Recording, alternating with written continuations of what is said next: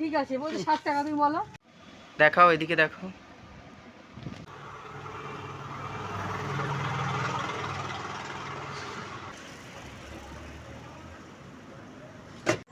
লাল ঝোল মাটনের পিসগুলো একেবারে থরথর করছে, সাথে রয়েছে। গুড মর্নিং সকলকে। আজকে সানডে আর 16ই জুন তোমাদের সাথে আমি সকাল সকাল ব্লগটা শুরু করছি, তাও আবার বাইরে গিয়ে। হ্যাঁ, সকাল সকাল আমি বেরিয়ে পড়েছি বাজার করতে, আর বাজার করতে বেরিয়েই তো প্রথমে চোখ পড়লো এই আখের রসের দিকে। ভাবলাম অন্যরকম কোনো ঠান্ডা কোল্ড ড্রিঙ্কস নাই বা খেলাম, আখের রসই খেলাম। এটা তো আমাদের শরীরের জন্য পুষ্টিকরও আর খেতেও বেশ ভালো, আর অন্যান্য ড্রিঙ্কসের তুলনায় কিন্তু এটার দামও অনেক কম।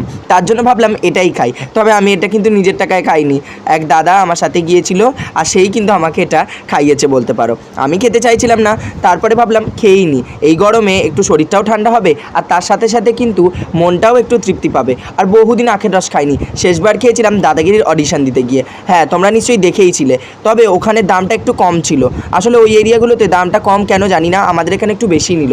এখানে পড়েছিল 20 টাকা করে গ্লাস। তো আমি সেটা ঝক করে খেয়ে নিলাম, আর খাওয়া দাওয়া করার পরেই আমরা যে কাজের জন্য বেরিয়েছিলাম সেটা করতে শুরু করে দিলাম। চলে এলাম এখানে সবজির দোকানে, আর সবজির দোকানে এসেই তো সবজির আকাশ ছোঁয়া দাম শুনে আমার তো চোখ একেবারে কপালে উঠে যাওয়ার জোগাড় হলো। পটল, ঢ্যাঁড়স যাই দেখছি সবই নাকি 60 টাকা 70 টাকা করে কেজি। এত টাকা করে কেজি হলে সবজি খাওয়া তো ভুলেই যেতে হবে। আজ দশহারা, তোমাদেরকে কিন্তু দশহারা নিয়ে একটি ডিটেল ভিডিও আমি শেয়ার করবো। আমার বাড়ির দশহারা পুজোর সমস্ত কথা এবং সমস্ত ইতিহাস তোমরা তুলে ধরবো তোমাদের কাছে। তোমরা ইতিমধ্যেই ব্লগটা দেখতে পেয়ে যাবে খুব শীঘ্রই। সেখান থেকে আমরা দেখো বাজার করে আর তারপরে কিন্তু ছাতা মাথায় দিয়ে ধীরে ধীরে বাড়ির দিকে রওনা দিচ্ছি। আর তবে বার্গেনিং করতে পারলাম না, এত দাম উনি বলছিলেন আর উনি ওনার দাম ছাড়া একটুও কম করছিলেন না। তার জন্য শুধুমাত্র আমরা মোচা আর ক্যাপসিকাম নিয়েই বাড়ি ফিরলাম। সাথে ছিল দীপ্তিদি। আমরা কিন্তু তাড়াতাড়ি করে বাড়ি ফিরলাম, কারণ এরপরে আমাকে যেতে হবে আমার আঁকার ক্লাসে। তারপরেই আমি চলে এলাম, আর তারপরে কিন্তু আমার স্টুডেন্টরা আঁকাঝোঁকা কমপ্লিটও করে ফেললো। দেখো আঁকার সময় তো ভিডিও করা যায় না, ওদের আঁকা কমপ্লিট হয়ে যাওয়ার পর যখন ক্লাস কমপ্লিট হয়ে যায় তখন কিন্তু আমি বলি যে ভিডিও করে দেখাতে। আজকেও এঁকেছিল ফিশ, নিজের ইচ্ছাতেই বলেছিল ফিশ আঁকবো, তাই জন্য ওকে ফিশ আঁকিয়ে দিয়েছিলাম। আর ও কিন্তু একটা গোল্ডেন ফিশই এঁকেছিল, তার জন্য কালারটা অরেঞ্জ আর রেডের মধ্যে কম্বিনেশন করে রাখার চেষ্টা করেছি। আর এরপরে ওদের স্কুলে এবছরের এক্সামে রয়েছে, মানে এই সেমিস্টারের এক্সামে রয়েছে কিন্তু বাটারফ্লাই। তার জন্য সুন্দর করে একটা বাটারফ্লাই আঁকিয়েছিলাম, যেটা ও নিজে থেকে খুব সুন্দরই এঁকেছে। এই দিকেরটা আমি এঁকে দিয়েছি, আর ওই দিকেরটা যেদিকে কালার করা ওটা কিন্তু ও এঁকেছে। এই আমার আর এক স্টুডেন্ট দীপান্বিতা, ও কিন্তু আজকে এঁকেছিল বাটারফ্লাই। বাটারফ্লাই ছাড়াও কিন্তু ও আরও একটা জিনিস এঁকেছিল। বাটারফ্লাই প্রধানত ওদের স্কুলের ডিমান্ডের জন্যই ওদেরকে করাতে হয়েছিল, এবং এছাড়াও আরও একটি ড্রয়িংও করেছিল, যেটা হচ্ছে লোটাস বা পদ্মফুল। আর পদ্মফুলটা করেছিল দুর্দান্ত, আমার বেশ ভালো লেগেছিলো। এত ছোট্ট বাচ্চা হয়েও কিন্তু ওরা এত সুন্দরভাবে মন দিয়ে কাজ করে। তবে ওরা কাজ শুধু করে না, আমার সাথে প্রচুর গল্প করে, ওদের অতীত ইতিহাস স্কুল জীবন সব কিছু নিয়ে গল্প করে। আর আমি তো এখনও অবধি বয়সে অনেকটা ছোটো, তাই আমিও ওদের সাথে গল্প করতে ভীষণ ভালোবাসি। বিভিন্ন বিষয় নিয়ে ওদের সাথে গল্প হয়। এই দেখো এঁকেছে বোট, মানে আমাদের সকলের প্রিয় সেই নৌকা। এই দাঁড় দেওয়া নৌকো কিন্তু আমরা ছোটোবেলায় খুব আঁকতে ভালোবাসতাম। ওরা দুই ভাই বোন, দেবাগ্নিক এবং দীপান্বিতা, দুজনেই কিন্তু আমার কাছে আঁকা শেখে, এবং দেবাগ্নিক আমার কাছে টিউশনও পড়ে। তো ওদের দুজনকেই আমি দেখিয়ে দিলাম একসাথে, আর দুজনে মিলে দাঁড়িয়ে কীরকম দেখো পোজ দিচ্ছিল। আর সুন্দরভাবে ওরা যখন আঁকাগুলো কমপ্লিট করলো আমার বেশ ভালো লাগলো। তারপরে ওদেরকে বিদায় জানিয়ে একটু গল্পগুজব করে বাড়ি ফিরলাম। আর বাড়ি ফিরেই তো আমার কাজের শেষ নেই, চলে যেতে হলো দিদির বাড়ি। আর দিদির বাড়ি থেকে খাবার নিয়ে একেবারে বাড়িতে চলে এলাম। আজকে একেবারে সিম্পল খাবার দাবার, হ্যাঁ যেরকমটা তোমাদের বলি হালকা পাতলা লাঞ্চ। সত্যিই আজকে হালকা পাতলা লাঞ্চ। দেখো আলু দিয়ে আর তেজপাতা দিয়ে পাতলা করে রুই মাছের ঝোল, যেখানে ছিল দুটো এইরকম বড় বড় সাইজের দাগা, আর তার সাথে ছিল কিন্তু গরম গরম ভাত। যেহেতু আজকে আমাদের বাড়িতে ভাত করার নিয়ম নেই, তার জন্য কিন্তু আমি নিজের বাড়িতে উনুন বা চুলা জ্বালাইনি। আমি কিন্তু আমার দিদির বাড়ি থেকেই ভাত নিয়ে এসেছিলাম, এবং এই সাধারণ খাবার দিয়ে কিন্তু আজকে দুপুরে খাওয়াটা আমি কমপ্লিট করে ফেললাম। রাতে কি খাচ্ছি সেটা কিন্তু অবশ্যই তোমরা ভিডিও শেষে দেখতে পাবে, আর সেটা কিন্তু একটা বড় সারপ্রাইজ হতে চলেছে তোমাদের জন্য। আজকে ভাবলাম খাওয়া দাওয়ার সময় আর অন্যরকম ভিডিও করব না, শুধু মাছ আর ভাতের ভিডিওটাই করলাম। এই নিয়ে কিন্তু একটা শর্টসও আপলোড করে দিয়েছি অলরেডি। তোমরা যারা দেখোনি এখনই কিন্তু টুক করে গিয়ে আমার শর্টসগুলোও দেখে নিতে পারো। আর তোমাদের এই ভালোবাসার জন্যই কিন্তু আমি এইভাবে এগিয়ে যেতে পারছি। তোমরা আমাকে এইভাবেই আরও সাপোর্ট করো, ভালোবাসো, আর তোমাদের ভালোবাসাতে যেন একদিন আমি অনেক উচ্চতায় পৌঁছতে পারি, এইটুকুনি আমাকে আশীর্বাদ করো। তারপরে ঝোলটা ঢেলে দিলাম আর মাছগুলোকে রেখে দিলাম, কারণ এটা সাজাচ্ছিলাম শর্টসে দেবো বলে থালাটাকে সুন্দর করে একটু ডেকোরেট করে নিয়েছিলাম। ডেকোরেশনের দিক থেকে আমি খুব একটা মানে পটু না হলেও তবে কিছু কিছু জিনিস কিন্তু আমি সুন্দরভাবে করতেই পারি, সেটা তোমরা দেখেইছো আমার ভিডিওতে। আমি বেশ ঘর সাজাতেও পছন্দ করি, আর সব জিনিস একদম নিখুঁত পুঙ্খানুপুঙ্খ হলে আমার বেশ ভালো লাগে, তার জন্যই এইভাবে সাজিয়ে কিনলাম। চলো এবার আমি খাওয়া দাওয়া করি আর তারপরে দুপুরবেলা একটু রেস্ট নিই। রেস্ট নেওয়ার পরেই কিন্তু বিকেলবেলা চলে গেছিলাম দিদির বাড়ি। আরে দেখো এসেই একটা কাণ্ড ঘটিয়ে পেলাম, একেবারে উল্টে পড়ে যাচ্ছিলাম। আর এদিকে দিদি শাশুড়ি মা অর্থাৎ কাকিমা কিন্তু আমাকে খেতে দিয়ে দিল মিষ্টি। গতকাল ছিল নাকি কী একটা পুজো, শনিবার অর্থাৎ 15ই জুন। কী পুজো ছিল তোমরা যদি কেউ জেনে থাকো অবশ্যই কিন্তু আমাকে কমেন্টে জানিও। সেই পুজোর জন্যই কিন্তু আমাকে বড় বড় দুটো সন্দেশ দিয়ে দিল। আর একটা সন্দেশ আমি ক্যামেরাতে দেখাচ্ছিলাম, কাকিমা ভেবেছিল আমি ভাগ্নেকে খেতে দিচ্ছি, কারণ ভিডিওটা ভাগ্নেই করে দিচ্ছিল।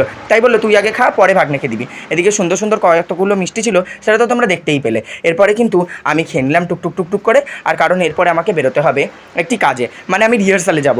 18ই জুন আমার প্রোগ্রাম রয়েছে ইন্দুমতি সভা গড়িয়া, যেটা রয়েছে আমাদের সকলের প্রিয় জায়গা যাদবপুরে, একদম যাদবপুর যে ইউনিভার্সিটি তার পাশেই কিন্তু রয়েছে এই হলটি। তোমরা যারা যারা আমার নৃত্য অনুষ্ঠান দেখতে চাও তারা কিন্তু অবশ্যই 18ই জুন 6টার মধ্যে পৌঁছে যেও ওই হলে। সেখানে কিন্তু আমি থাকছি এবং সেখানে কিন্তু আমার প্রোগ্রাম যারা যারা দেখতে ভালোবাসো অবশ্যই যেতে পারো। আর এরপরেই কিন্তু আমার ভাগ্নেও খেয়ে নিল, আর খেয়ে বললো দুর্দান্ত খেতে ছিল মিষ্টিগুলি। আসলে মিষ্টিগুলোতে আমরা আর কেউ বানাই না, ময়রারাই বানায়। আর মিষ্টির দোকান থেকে কিন্তু খুব সুন্দরই মিষ্টি বানিয়েছিল। আর এরপরে আমি কিন্তু দিদিদেরকে টাটা বাই বাই করে আমি চলে যাচ্ছি আমার রিহার্সালে। আবার রিহার্সাল থেকে ফিরে দিদির সাথে দেখা হবে, তো চলো যাই রিহার্সালে। অনেকটা রাত হয়েছে আর দিদির বাড়ি থেকে ফিরলাম। মানে আজকে রিহার্সাল ছিল, একটা হেট্টিক গেছে বলতে পারো। ফিরেছি আজকে, খুব আনন্দের দিন আজকে। দিদি আর জামাইবাবু দুজনে বেরিয়েছিল বেহালা। ও ভিডিও করেছে কিনা আমি ঠিক জানি না, আমি গেলে হয়তো করতাম। নিশ্চয়ই ও কিছু না কিছু করেছে। সেখানে ওরা গেছিলো প্রধানত পাঠক পাড়াতে চা খেতে, সেখানে চা খেয়েছে, আরও অনেক কিছু করেছে, জুতো কিনেছে। অনেক দিন ধরে মাটন খাওয়ার প্ল্যান চলছিল, তবে আমাদের এই কাছাকাছি ভালো মাটনের দোকান, সত্যি কথা বলছি, কটা আছে মানে গুনে বলা যাবে এরকম একটা, তো সেরকম দোকান সেরকম নেই। তো বেহালা বা ধরো ওই দিকটাতে বেরোলেই পাওয়া যায় ভালো। তো সেখান থেকে ওরা মাটনও নিতে গেছিলো, অবশ্যই মাটনও নিয়েছে। সে সব কিছু তোমরা ওর ভিডিওতে, জানি না রান্নার সময় ভিডিওটা করেছে কিনা। আসলে আমিও সেই সময়, আমার এই কদিন খুব হেক্টিক যাচ্ছে। তার একটা কারণ হচ্ছে আমার প্রোগ্রাম রয়েছে 18th জুন, তো সেজন্য আমি একটু ব্যস্ত রয়েছি। তোমাদেরকে সেদিনের পুরো ব্লগটা আমি কিন্তু দেবো, আমার ভীষণ ইচ্ছে রয়েছে। আমি সব কিছু গায়ে জ্বালের ক্লিয়ার করে রেখে দেবো তোমাদেরকে, একেবারে সেদিনের ব্লগটা একেবারে দুর্দান্ত করে তোমাদের সামনে প্রেজেন্ট করব। তো সেটা অবশ্যই দেখো। আর এদিকে দেখো রিং লাইটটাকে আমি কি সুন্দর করেছি, এই যে মাথার উপরে। সেই অনেক কি বলে আমাদের যে ওয়ে অফ থিঙ্কিংয়ের যে দুটো সাইড, একটা হচ্ছে গুড একটা ব্যাড। ওই গুডটার মাথাতে এরকম হোয়াইট কালারের থাকে আর কি, আর ব্যাডটাতে বোধহয় রেড কালারের থাকে। হ্যাঁ, আমরা এটা কার্টুনে দেখেছি, তো এটাকে বানিয়েছি। ওই গানটাতে রিলস বানাবো, হারে কমরে মে ফোটো তেরি মানে নোচ নোচ কে তোর দি। এখানেই আবার পুরো রিলসটা আমি তোমাদের গান গিয়ে শুনিয়ে দিচ্ছি যদিও। তো আমি এই রিলসটা বানাবো বলে এটাকে এইভাবে সেট করেছি। আমাকে একটু নিচু হতে হবে আই থিঙ্ক, কারণ এটা আমার মাথার পুরো একদম সেট হয়ে যাচ্ছে।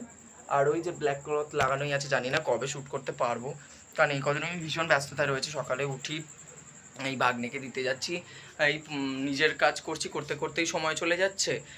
তারপরে টিউশন পড়াতে চলে যাচ্ছি, বাড়ি ফিরে খেয়ে দিয়ে একটু রেস্ট নিচ্ছি, তারপর ছাদে চলে যাচ্ছি বিকেলে। ছাদ থেকে এসে রিহার্সাল থেকে বাড়ি ফিরছি 10টায়, তখন খাওয়া দাওয়া করে একটু রেস্ট নিই।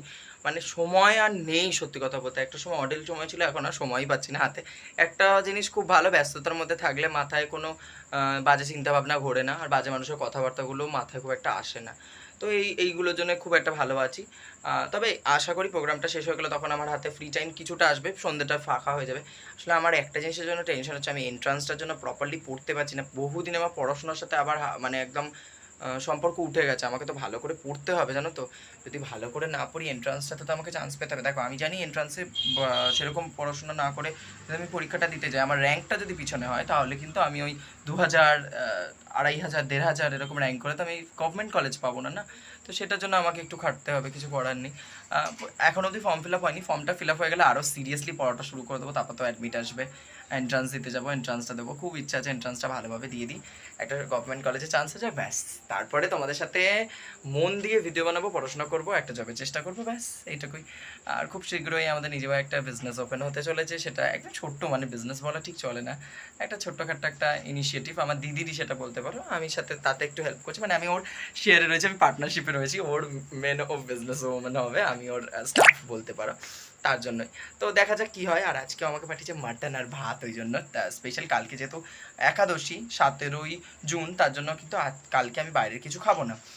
তার জন্য আজকে আমি আর ভাতও করি, রাত্রেবেলা দিদি বলে করতে হবে না, আর একদিনের জন্য আবার ভাত বেশি করে ফেললে কী হয় যে থেকে যায়, সেটা ফ্রিজে রেখে দিই, কালকে সারাদিন ফ্রিজে থাকবে, তার জন্য আজকের মধ্যেই সবটা ক্লিয়ার করে দেবো। দিদি আমাকে পাঠিয়েছে মাটন ভাত, চলো খাওয়া যাক, আর বেশি গল্প করবো না। এদিকটা অন্ধকার, এই ঘরটা অন্ধকার, লাইটটা জ্বালাই তোমাদের কাছে আগে, এবার তো ফ্যান চলছে।